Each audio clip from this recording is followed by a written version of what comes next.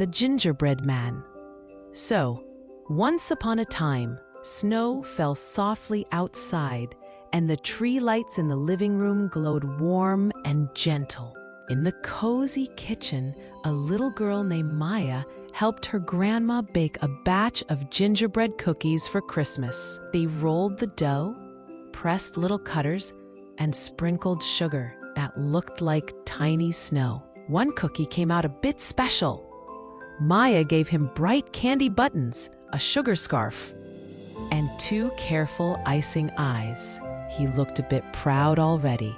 When the cookies cooled on the windowsill, something surprising happened. The special cookie wiggled, blinked his icing eyes, and hopped to his feet. "Hello," he said, his voice small and sweet. Then he sniffed the air and gasped. "Oh no, I smell delicious. That feels dangerous." And with a tiny, crumbly giggle, he ran for the door. He zipped past the cat, who decided a nap was easier than a chase. He dashed by Grandpa, who cheered for him like it was a Christmas parade. Maya hurried after him in her fuzzy socks. "Wait," she called. "We just want to make sure you're safe." The gingerbread man peeked over his sugar scarf and called back, "Catch me if you, just try your best." He was very fast for someone with no knees. Outside, the night was brightless snow. The moon made the world sparkle. And carolers on the corner sang a jolly song. The gingerbread man kept running, leaving the tiniest footprints, like little stamps in the snow. He ran past a snowman with a carrot nose and a crooked hat. The snowman tried to wave, but remembered he had stick arms and just wobbled happily instead. At the edge of the yard, the gingerbread man reached a little stream that had not frozen. He stopped short. "Yikes," he said, "I float in milk, but not in rivers." Just then, a fox in a bright red scarf stepped from behind a pine tree. Everyone knew stories about foxes, but this fox had gentle eyes and a jingling bell on his collar. "Need a hand or a paw?" he asked. From his satchel, he pulled out a big candy cane decoration and set it across the narrow stream like a tiny bridge. The gingerbread man tiptoed across the candy cane, and Maya and the fox stood close to keep him steady. When he reached the other side, everyone clapped. The gingerbread man looked back at Maya. Her cheeks were pink from the cold, and she watched him with worried eyes. He felt a warm crumble in his chest. "I was just scared," he said softly. "It is hard to be tasty in a hungry world." Maya nodded. "I understand, but we would never eat a cookie who could talk. We just want you to be part of our Christmas." The fox nodded too. "I prefer ginger tea anyway," he said, and his bell jingled. So they walked home together. The gingerbread man rode in Maya's mitten like a little sled. "This is cozy," he said. 10 stars, would recommend." Back in the warm kitchen, Maya and Grandma made him a tiny bed out of a sugar cube box with a marshmallow pillow and a cinnamon stick headboard. They tied a red ribbon around his neck like a snug scarf and set his bed by the twinkling tree. They gave him a saucer of sprinkles for a snack and a saucer of cocoa to sniff, since he was nervous about puddles. The room felt peaceful and bright. The gingerbread man sighed happily. "I think," he said, "that running was exciting, but staying feels better." Maya smiled and tucked a soft tissue blanket around him. Grandma hummed a carol, and Maya told him one more short story about a star that found its place in the sky. The gingerbread man's icing eyes blinked slower and slower. As the snow whispered outside and the lights twinkled, he drifted to sleep. The end. The Cat That Saved the Tree. So, once upon a time, There was a small town where snow fell softly and lights twinkled on every porch. Mia lived there with her cat, Pepper. Pepper was a gray cat with white paws that looked like little socks. Every night, Mia and Pepper sat at the window and watched the big Christmas tree in the town square. It was the tallest spruce around, with strings of lights ready to glow and a shiny star waiting to shine. The mayor planned the big tree lighting on Christmas Eve. Everyone talked about cocoa and cookies and carols. Mia felt excited. Pepper looked very serious, which looked funny with tiny snowflakes on her whiskers. On the morning of Christmas Eve, a sudden wind blew in. It shook the windows and pushed the snow into dancing swirls. When the wind quieted, Mia peeked out. The big tree leaned to one side. The star hung crooked, and one of the ropes that kept the tree steady had snapped. The square looked empty and still.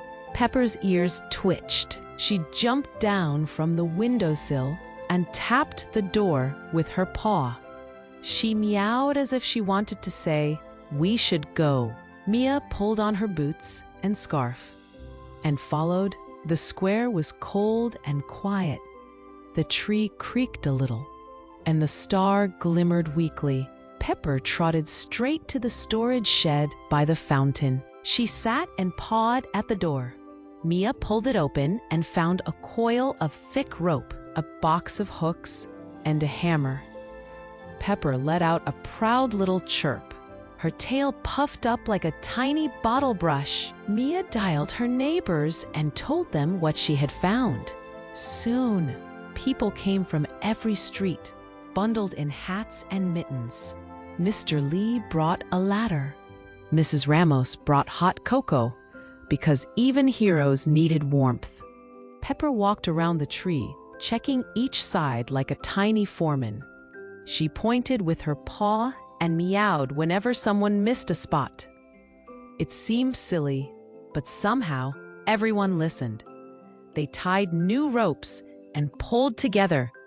The tree straightened bit by bit. Mia climbed the ladder slowly while Mr. Lee held it steady. She fixed the star with a new hook. Pepper sat at the bottom and kept her eyes wide and bright, like two little lights of her own. When they finished, the town cheered. The mayor arrived, out of breath and amazed. He pressed the switch. The lights glowed warm and golden. The star shone bright and steady. Snowflakes fell like quiet confetti. The mayor placed a red ribbon around Pepper's neck with a tiny bell that jingled. Pepper purred so hard, she sounded like a small sleigh. Mia laughed and hugged her. Everyone sipped cocoa and sang a carol together. That night, the big tree stood tall and safe, and the star shined over the town. Mia and Pepper went home, sleepy and happy. Before Mia fell asleep, she whispered to Pepper, "You saved the tree." Pepper closed her eyes and purred again, like a lullaby, and the night felt warm and bright.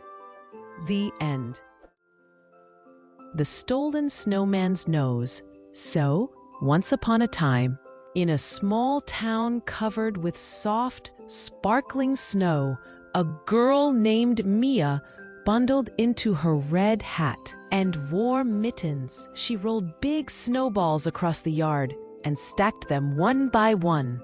She gave the snowman shiny buttons for eyes, a cozy scarf, and a tall, silly hat. At last, she pressed a bright orange carrot right in the middle of his face. The snowman looked proud and a little bit funny, and Mia laughed. That night, Christmas lights twinkled on porches, and music drifted through the cold air. Mia waved goodnight to her snowman from the window and sipped cocoa that smelled like cinnamon. In the morning, the sky still glowed pale and quiet. Mia ran outside to say hello, but she stopped fast. The carrot nose was gone. The snowman looked surprised, which was hard to do with no nose. Mia put her hands on her hips and whispered like a detective, "This is a mystery." She looked around and spotted tiny paw prints hopping across the yard, like little commas in the snow. She followed the trail past the bird bath, behind the shed, and under the holly bush. There, under a low pine tree, she saw a small rabbit with snow on its whiskers. The rabbit held a carrot end and nibbled as fast as a drum.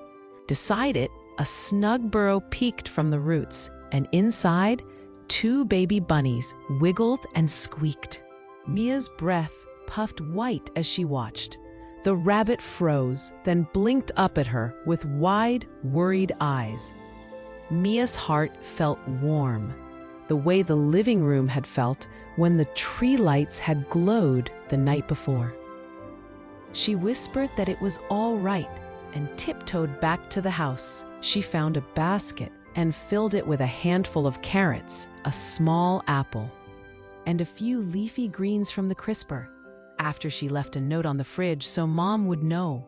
She picked the straightest carrot for the snowman's new nose and tied a red ribbon around it just for fun. Back under the pine, she set the basket near the burrow. The rabbit twitched its nose in thanks and nudged the apple toward the babies. Mia felt a tiny flutter of joy, like a jingle bell in her chest. And she hurried to the snowman and pressed the ribboned carrot into place.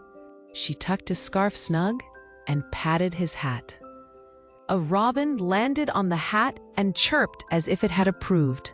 When a breeze passed, the ribbon fluttered and the snowman looked cheerful again.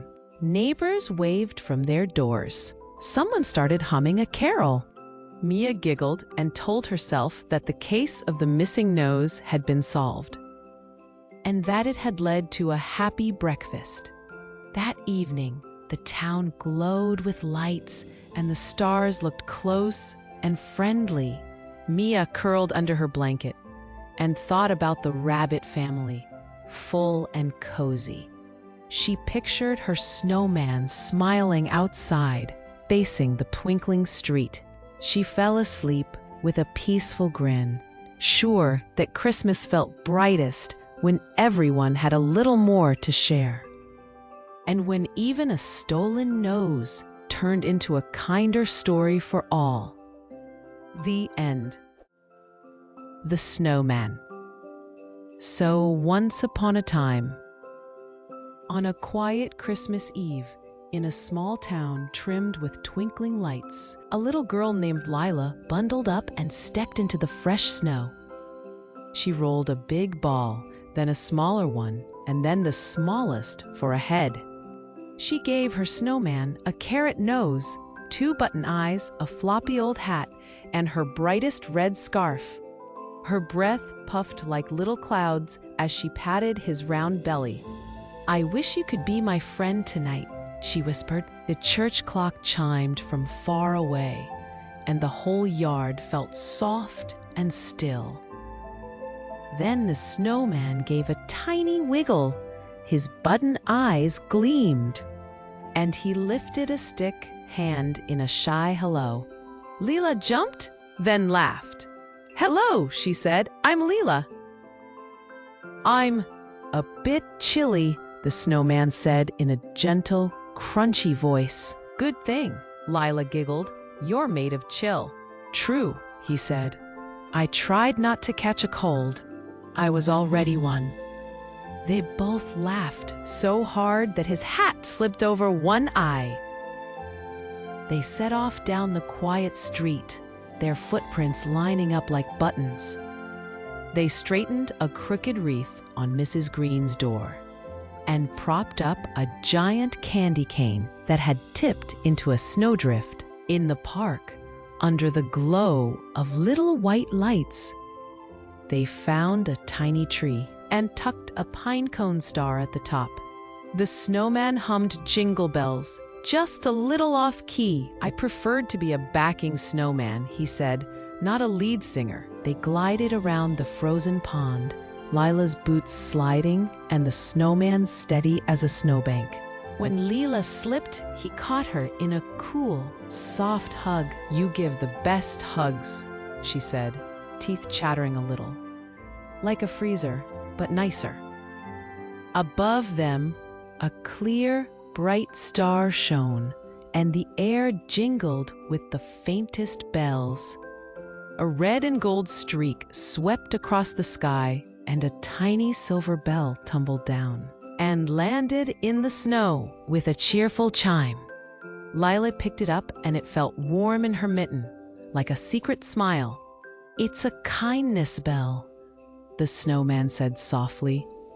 "It keeps good nights from melting away."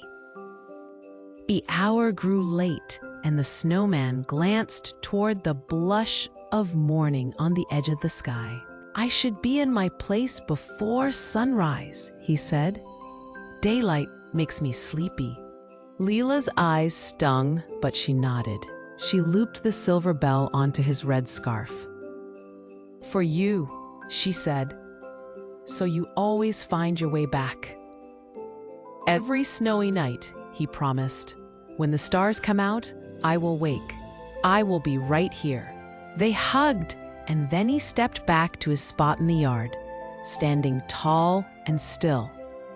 In the morning, sunlight sprinkled diamonds over the snow. Lila ran to the window.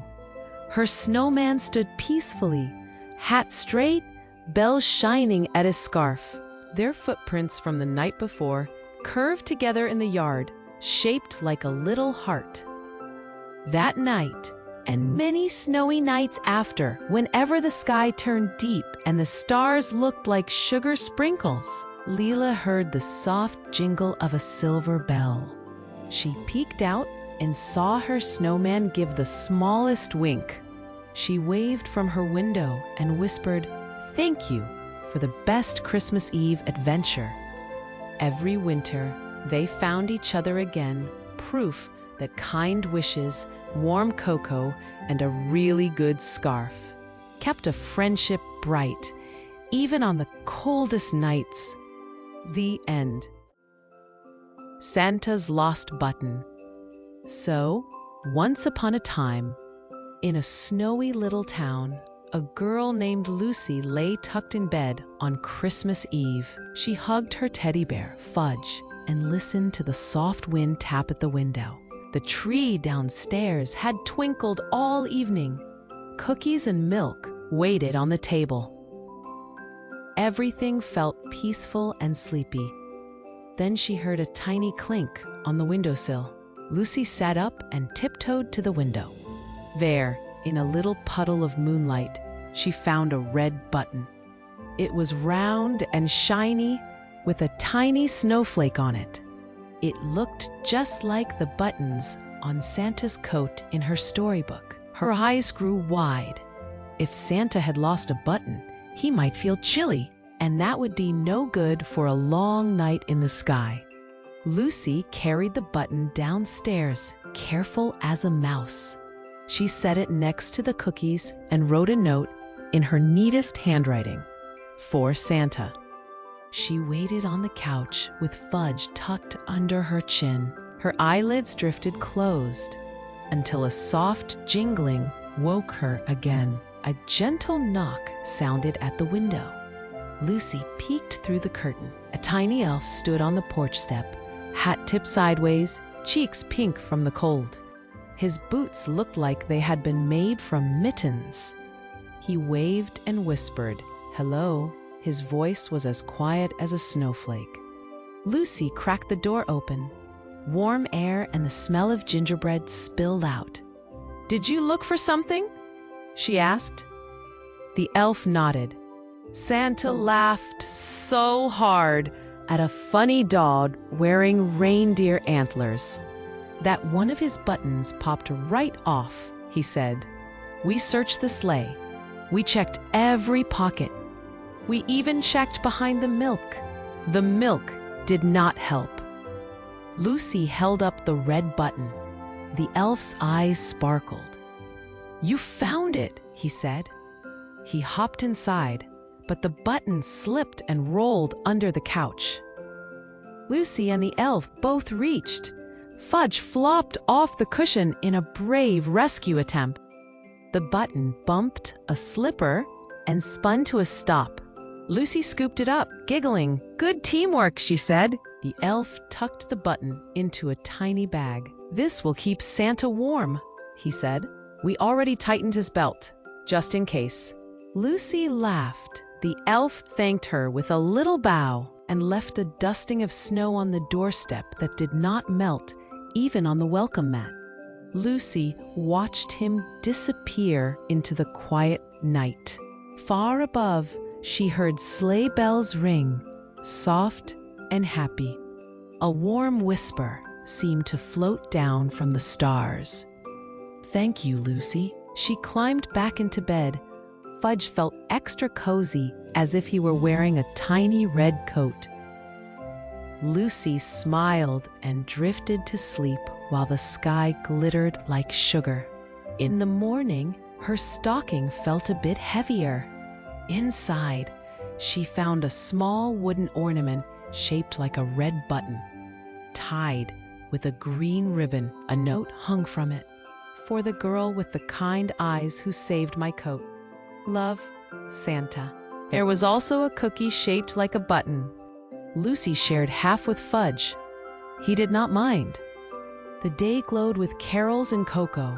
Lucy kept the button ornament by her bed all year after that. Whenever snow fell and bells sounded, she remembered the night she helped Santa and how a small kindness had warmed the whole sky. The end. Thanks for watching. Please click like and subscribe for more videos like this one.